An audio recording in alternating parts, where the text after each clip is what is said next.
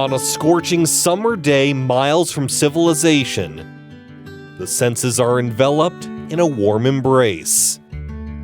Dusty trails and dry but lush greenery are dotted by chestnut creatures who are guided by two friends who've got a keen sense themselves for what the other is thinking. It's weird. Well, like the same thing will come out of our mouth at the same time. I don't know what it is. It's cool and it's freaky all at the same time. Right. Which makes it easy, though. Yeah. As well. Yeah. I can't be mad at her. I'd be mad at myself. Hannah Pruss and Angie Mikkelson may be their own individual selves, but they've become one with each other, with a friendship that's been fostered by a mutual passion. I grew up with them. 3 years old, I started and never stopped, basically. Like, I just grew up on horses. My family had horses. Nobody in my family rides except me. And my godparents had horses, and I just loved horses. They couldn't keep me away from them. I wanted to be with the horses. Despite learning the ropes in different parts of the country, Hannah and Angie both sought the thrill of competition as they got older.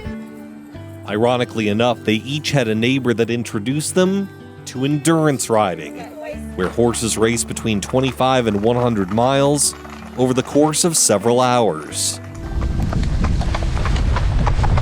So it's kind of a trot, canter, make sure they're eating, make sure they're drinking, they're taking care of themselves, you fuel yourself appropriately.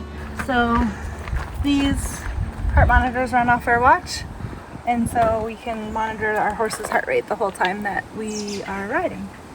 So we can kind of have an idea of if they're tired or not. It's just one indication of being tired. So I was in my early teens, not even a teenager, and I would just go out on my horse and come back at the end of the day. Endurance rides don't usually provide a clear and direct path for the horses. And the same can be said for our riders.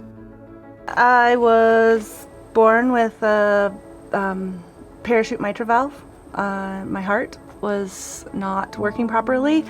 I was misdiagnosed until I was about 16.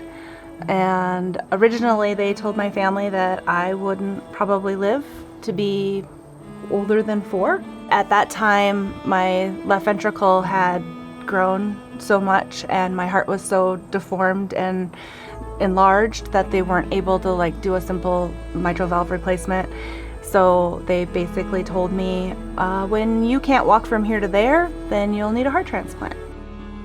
The new diagnosis didn't prevent Angie from competition, but she also knew an operation would be needed at some point down the road.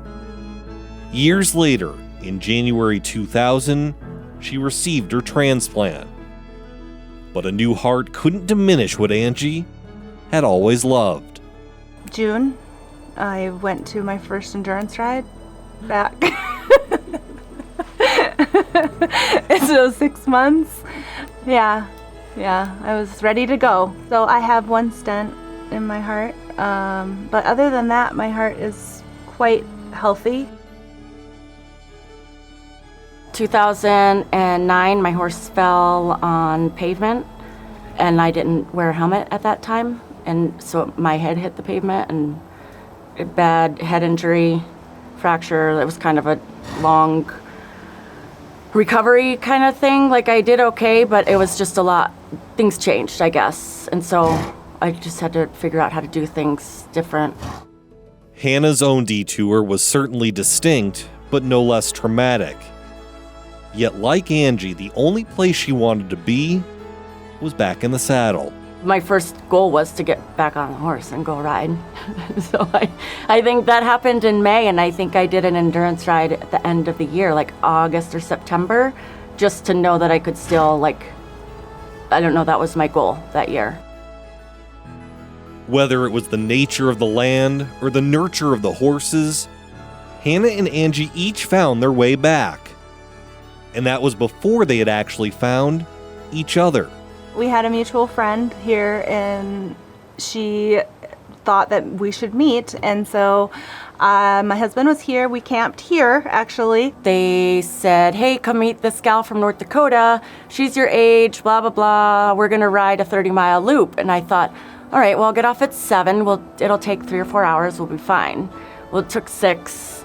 I didn't sleep. It was a long time, but we had that amount of time on the trail, and it was like an instant, like, that's my person. We just got each other. Like, I would say something, and she just knew what I was thinking, knew what I was saying, and it's so easy to, I don't have to explain myself. I don't have to ask the question, because she'll answer it before I even have the question.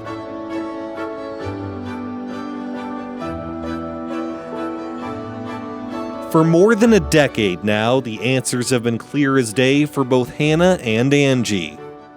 The two travel together most of the year, training their horses both young and old. It's just a very easy relationship. It's like, we're going to go this speed, this is what we think. Okay, let's go. It's good. We just have the same idea about how to ride and the goals, and for some reason, I think that we share a brain. Sometimes the road less traveled is the one that feels the most familiar. It may not be a straight path or even a smooth one, but over the course of time it becomes the only way to ride. Hannah Pruss and Angie Mikkelson have never shied away from the tough terrain. They've endured more than their fair share of bumps in the road, but like the nature that surrounds them, they've learned to grow and adapt and embrace the power that brings them and their horses together. I think we're resilient. We are determined, we're resilient. We're not gonna let that thing that could have been a thing Stop us. define us. Yeah, it's a cool relationship that, I don't know how to explain it, but it was instant then. And then after that, we didn't ride with anybody else. We just rode together. Quite honestly, it wouldn't be as fun without Hannah. It's such an amazing thing to have somebody share that with you. And joined by David Brown. This appears to be very physically grueling, and they've been doing it for a while, but they're not stopping anytime soon? No, they'll probably both compete until they physically can't anymore. And it's so interesting just because they're both so devoted to caring and training for the horses and exploring the country. Endurance riding really isn't a big national sport. There's not really a lot of prize money involved, so both of them actually still have their day jobs. Hannah's a nurse, Angie works for a railroad company, but their jobs are flexible enough to fund what Hannah has called a very expensive hobby, but they have a lot of fun with it. Can imagine. And they both have individual passions connected to this as well? Yeah, through their own personal journeys. You heard Hannah a little bit earlier. She's big on safety protocols. She has seen some competitors kind of push their horses beyond limitations, so she's very big on making sure the horses are okay and that you're following all the safety protocols. And then for Angie, obviously it's organ donation. She's very blunt about it. Without someone else's heart, I would not be here. So a big proponent of that. And part of just what made this story so unique is that they're so connected to one another. They both have a common interest. They bonded over that and their past traumatic events and have formed this great friendship that's played out with endurance riding. All right. Thanks, David.